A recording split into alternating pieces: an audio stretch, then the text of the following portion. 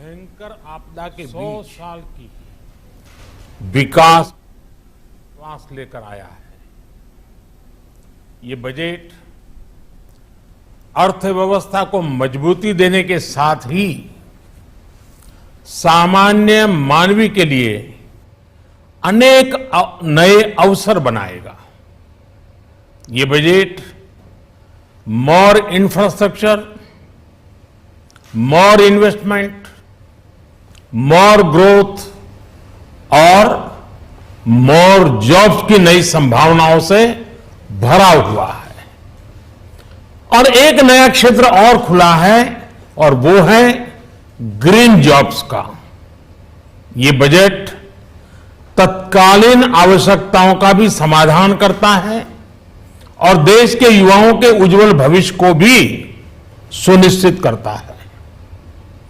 ये पिछले कुछ घंटों से देख रहा हूं जिस प्रकार से इस बजट का हर क्षेत्र में स्वागत हुआ है, सामान्य मानवी की जो सकारात्मक प्रतिक्रिया आई है उसने जनता जनार्दन की सेवा का हमारा उत्साह अनेक गुना बढ़ा दिया है।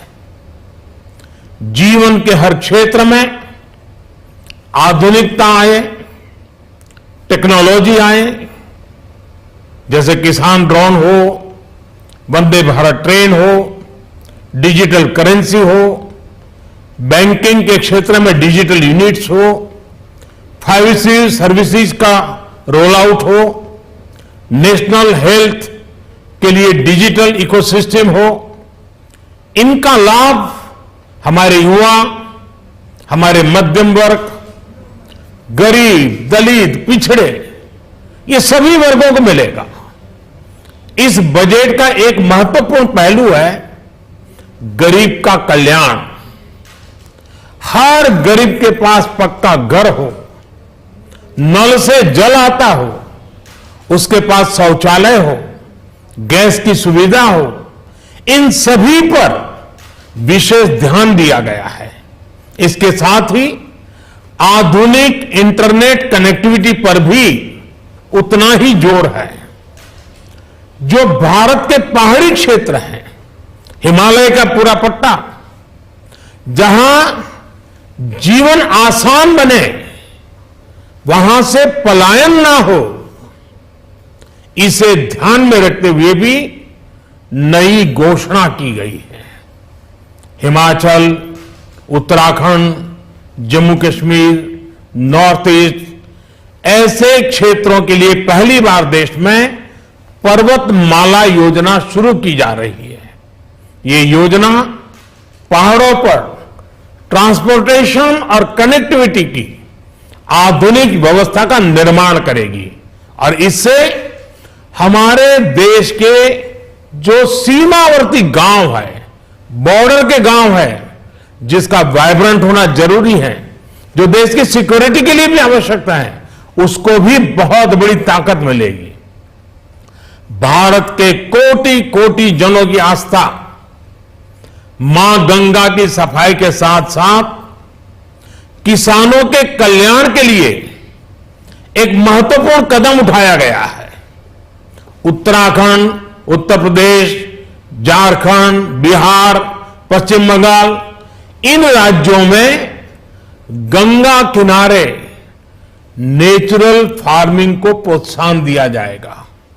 इससे मां गंगा की सफाई का जो अभियान है, उसमें मां गंगा को केमिकल मुक्त करने में भी बहुत बड़ी मदद मिलेगी। बजट के प्रावधान यह सुनिश्चित करने वाले हैं कि कृषि लाभप्रद हो, इसमें नए अवसर हो, नए एग्रीकल्चर स्टार्टअप्स को प्रोत्साहन देने के लिए विशेष फंड हो या फिर फूड प्रोसेसिंग उद्योग के लिए नया पैकेज। इससे किसानों की आय बढ़ाने में बहुत मदद मिलेगी। एमएसपी खरीद के माध्यम से किसानों के खाते में 2.25 लाख करोड़ रुपए से भी ज्यादा सीधे ट्रांसफर किए जा रहे हैं।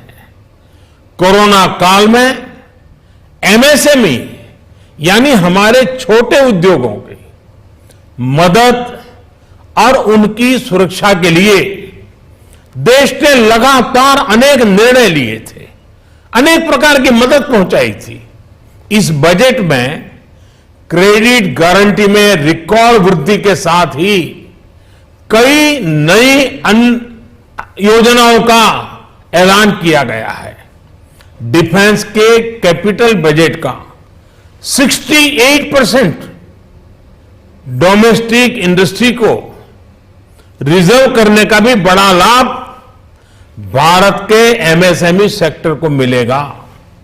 ये आत्मनिर्भरता की तरफ बहुत बड़ा मजबूत कदम है। 7.5 लाख करोड़ रुपए के पब्लिक इन्वेस्टमेंट से अर्थव्यवस्था को नई गति के साथ ही छोटे और अन्य उद्योगों के लिए नए अवसर भी बनेंगे। मैं वित्त मंत्री निर्मला जी और उनकी पूरी टीम को इस पीपल फ्रेंडली और प्रोग्रेसिव बजट के लिए बहुत बहुत बधाई देता हूं। कल भारतीय जनता पार्टी ने मुझे सुबह 11 बजे बजट और आत्मनिर्भर भारत विषय पर बात करने के लिए निमंत्रित किया है। कल 11 बजे मैं बजट के इस विषय पर विस्तार से बात करूंगा। आज इतना काफी है। बहुत बहुत धन्यवाद।